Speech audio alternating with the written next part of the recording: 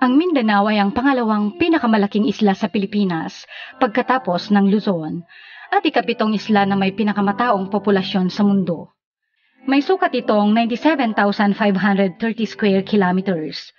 Ito'y matatagpuan sa katimugang rehiyon ng Archipelago at binubuo ng 6 na rehiyon, 27 provinces, 422 municipalities at 33 lungsod.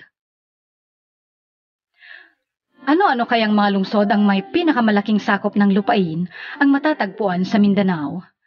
Halina't ating alamin, pero bago yan ay huwag kakalimutang mag-subscribe sa ating channel para laging updated ka sa ganitong klaseng video.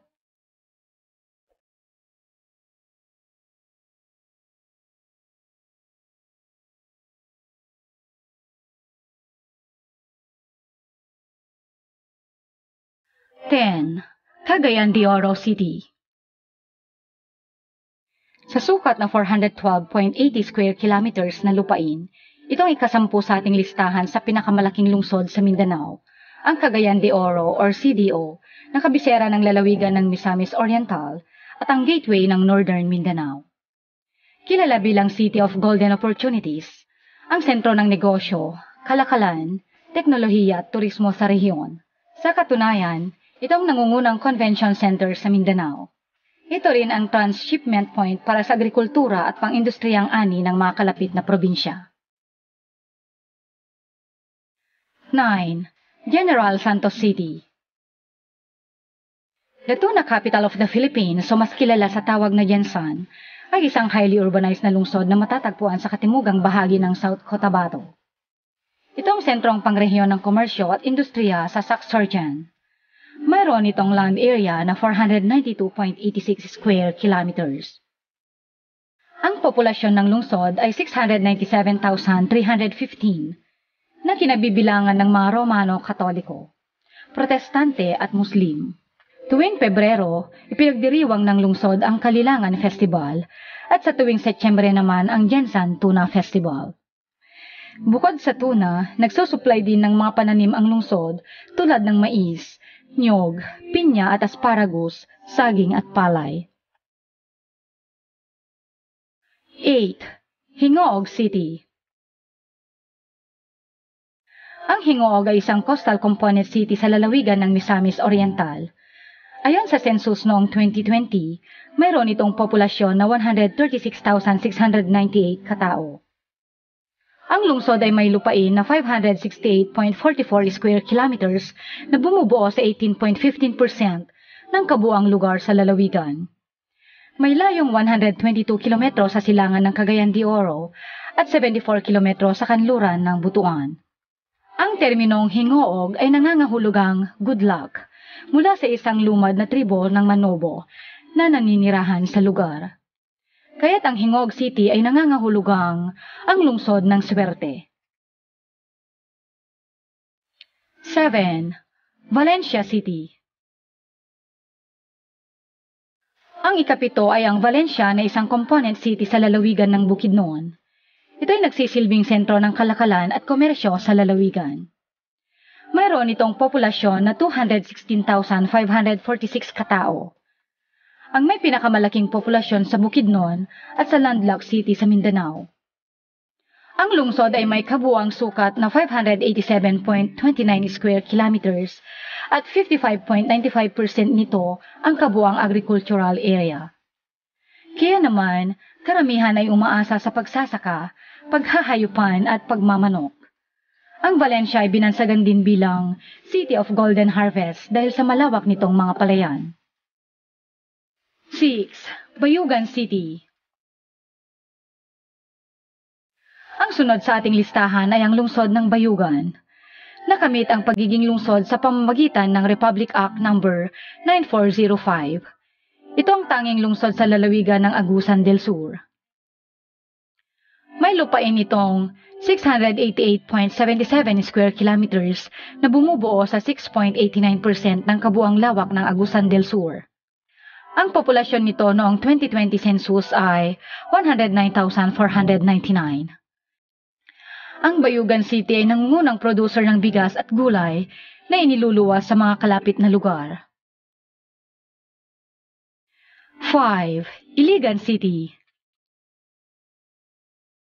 Isa pang first-class highly urbanized na lungsod sa lalawigan ng Lanao del Norte sa rehiyon ng Northern Mindanao. Mayroon itong populasyon na 363,115 katao. Ang Iligan ay may kabuang sukat ng lupain na 813.37 square kilometers na isa sa 10 pinakamalaking lungsod sa Pilipinas pagdating sa lawak ng lupa. Ang Iligan ay tinaguriang Industrial Center of the South matapos ang pagtatayo ng Maria Cristina Hydroelectric Plant ng National Power Corporation or NAPOCOR noong 1950 at ang pinakamalaking planta ng bakal sa bansa, ang National Steel Corporation or NSC noong 1962. Dahil dito ay nakaranas ang lungsod ng mabilis na industrialisasyon. Ang pinakamalaking planta ng semento sa Mindanao ng Holcim Philippines ay matatagpuan din sa lungsod.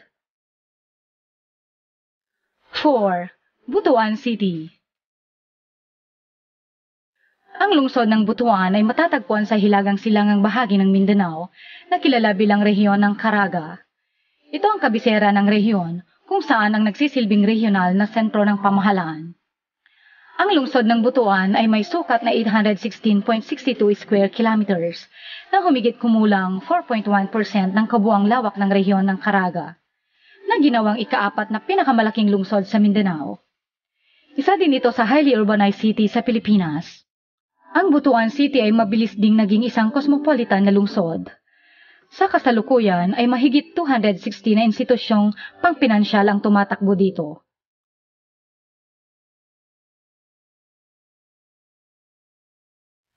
Three, Malaybalay City.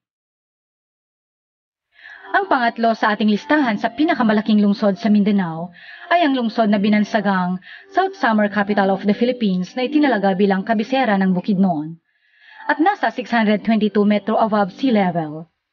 Mayroong sukat na 969.19 square kilometers. Ito ay formal na itinatag bilang isang munisipalidad noong Oktubre 19, 1907 at ginawang isang lungsod noong Pebrero 11, 1998 sa bisa ng Republic Act 8490. Ang lungsod ng Malaybalay ay ang venue ng Kaamulan Festival na ginaganap taon-taon mula kalagitnaan ng Pebrero hanggang Marso 10. Ayon sa census noong 2020, mayroon itong populasyon na 190,712 katao. 2. Zamboanga City. Ang Zamboanga City ay isang first-class highly urbanized city. Ang pangalawa sa Mindanao na may pinakamalaking lungsod ayon sa sukat at pangatlo naman sa Pilipinas. Mayroon itong land area na 1,453.27 square kilometers. Ang sentro ng komersyo at industriya ng rehiyon ng Zamboanga Peninsula at binansagan din itong Sardines Capital of the Philippines. Sa katunayan, dito nanggagaling ang 90% ng sardinas sa bansa at nagbibigay ng kita na $16 million kada taon sa lungsod. 1. Davao City. Ang una sa pinakamalaking lungsod sa Mindanao maging sa buong Pilipinas ay walang iba kundi ang Davao City. Ito ay may sukat na 2,443.61 square kilometers. Ang durian capital of the Philippines at kilala din bilang take-off point para sa pag-akyat sa Mount Apo, ang pinakamataas na bundok sa bansa at tirahan ng Philippine Eagles. Ito ay may banayad at kaaya-ayang klima sa buong taon at protektado mula sa mga bagyo, ang naging dahilan ng Davao bilang sentro ng agrikultura at industriya sa Timog. Ang Davao ay kilala rin sa mga etnikong grupo. Ang Davao City ay tinuturing na may pinakamabilis na paglago ng ekonomiya sa Pilipinas.